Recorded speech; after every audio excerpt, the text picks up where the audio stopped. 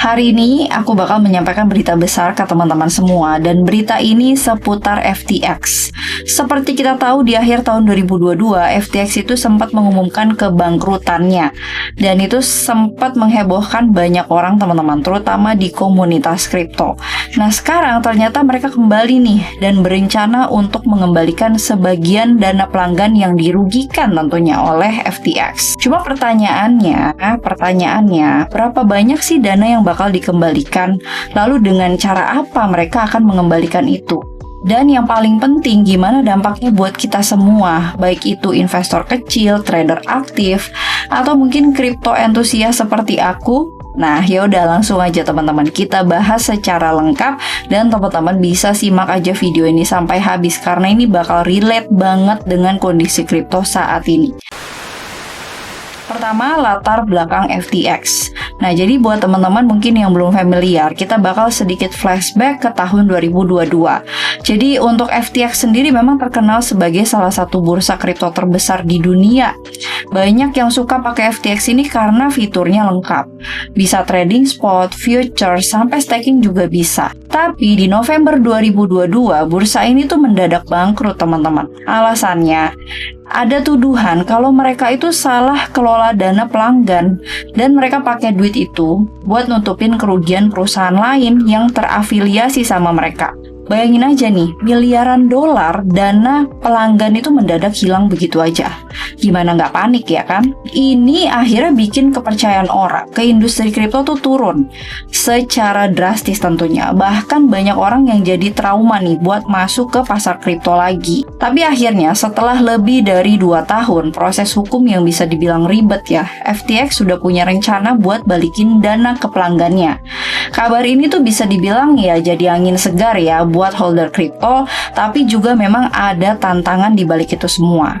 Yang kedua, detail rencana pengembalian dana. Jadi gini teman-teman ya, menurut pengadilan, proses distribusi dana itu bakal dimulai paling cepat sekitar tanggal 3 Januari 2025.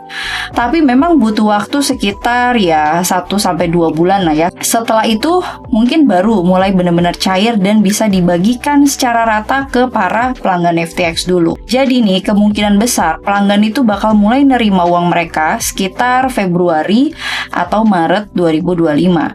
Nah, pertanyaannya berapa banyak uang yang bakal dibalikin? Jadi ini menarik nih, teman-teman.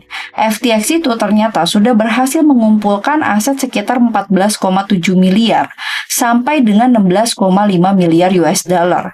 Ini tuh termasuk aset-aset yang dulunya tuh dibekukan atau disita sama mereka. Dengan jumlah ini, pelanggan bisa dapat pengembalian sampai 118% dari saldo mereka, teman-teman, saat bursa itu bangkrut. Jadi gede banget kan? Bisa bilang mereka dapat kompensasi lah ya dari kejadian itu. Nah, tapi jangan seneng dulu nih. Ini nggak berarti semuanya tuh bakal balik dalam bentuk duit cash, teman-teman. Sebagian besarnya mungkin dibalikin dalam bentuk kripto atau bahkan aset yang lainnya.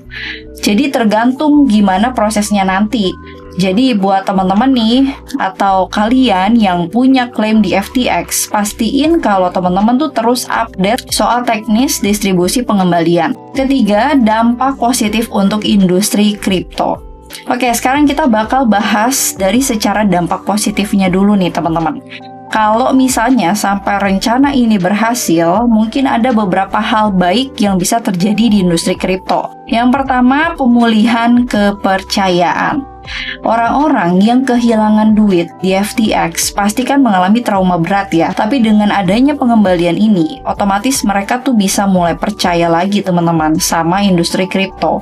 Langkah ini tuh bisa dibilang nunjukin kalau ada usaha buat serius nih untuk melindungi dana dari para pelanggan. Bahkan di situasi yang rumit kayak gini, mereka masih tetap mengusahakan.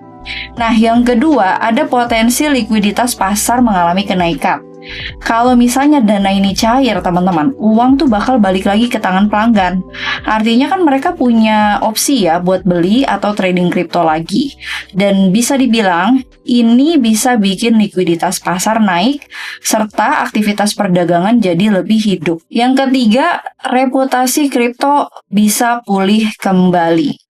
Jadi dunia kripto kan memang sempat kena cap jelek ya teman-teman gara-gara kasus ini. Tapi dengan langkah yang transparan, terus tanggung jawab juga dari si FTX, orang-orang yang di luar sana mungkin dulunya menatap ini sebagai hal yang buruk, sekarang mulai ngelihat kalau industri ini tuh punya potensi dan bisa berkembang dengan cara yang lebih sehat tentunya.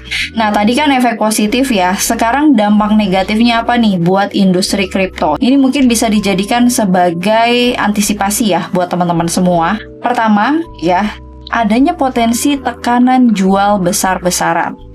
Jadi gini ya teman-teman, kalau misalnya pelanggan terima duitnya nih, ada kemungkinan besar mereka itu langsung jual aset kripto mereka.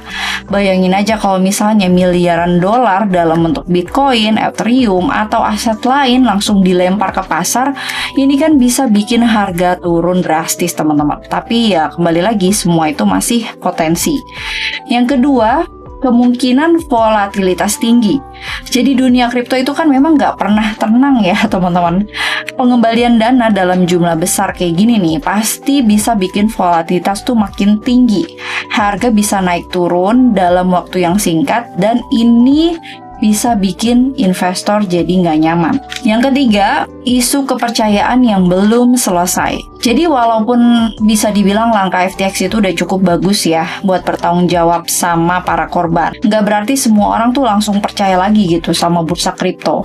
Masih ada PR besar ya teman-teman buat mengedukasi masyarakat soal keamanan investasi di industri kripto ini. Jadi ini kita masuk ke poin penting ya, apa yang harus dilakukan oleh investor dalam hal menyikapi berita ini. Jadi buat teman-teman mungkin ya yang lagi invest di kripto baru masuk atau mungkin udah di tengah-tengah, apa sih kira-kira yang harus kita lakukan untuk menyikapi berita ini? Nah ini aku punya beberapa tips yang mungkin bisa teman-teman terapin. Jadi yang pertama, silakan teman-teman pantau perkembangan terbaru. Jangan sampai teman-teman itu ketinggalan berita tentang si FTX ini. Kalau misalnya teman-teman punya klaim, pastiin kalian itu ngerti tentang mekanisme dan juga jadwal distribusinya. Terus yang kedua, nggak usah FOMO lah. Sama panic selling juga nggak usah. Dunia kripto kan memang seperti kita tahu dari dulu ya, mereka tuh penuh dengan drama ya. Jadi kalian nggak usah langsung ikut-ikutan beli atau jual cuma karena ngelihat harga naik ataupun turun. Jadi yang terpenting pikirin juga strategi dan dampaknya secara jangka panjang tuh kayak gimana. Yang ketiga, diversifikasi aset. Selalu terapin diversifikasi aset ya teman-teman. Jangan taruh semua dana kalian itu di satu aset atau di satu platform. Kalau yang satu gagal nih, teman-teman tuh masih punya cadangan di tempat yang lainnya. Nah, yang keempat, pakai duit yang aman. Jangan pernah teman-teman investasi uang yang kalian sendiri tuh nggak siap buat kehilangan. Karena memang dunia kripto itu kan resikonya tinggi ya. Jadi selalu siapkan dana darurat di luar investasi kalian. Oke, jadi kurang lebih itu pembahasan lengkap kita soal rencana pengembalian dana dari FTX dan dampaknya ke industri kripto kurang lebih seperti apa. Ini jelas merupakan kabar yang besar ya teman-teman. Tapi memang seperti yang kita bahas tadi, ada sisi positif, terus ada sisi negatif juga yang harus kita perhatikan baik-baik. Nah, gimana nih menurut kalian? Apakah kalian optimis ini bisa jadi momen kebangkitan dari industri kripto? Atau justru ada kekhawatiran tertentu? Oke, ya udah teman-teman bisa langsung aja tulis pendapat kalian di kolom komentar. Dan terima kasih untuk kalian yang sudah saksikan video ini. Jangan lupa like, comment, share, dan juga subscribe channel aku. Follow juga sosial media aku yang lainnya. Dan sampai jumpa lagi teman-teman di video selanjutnya.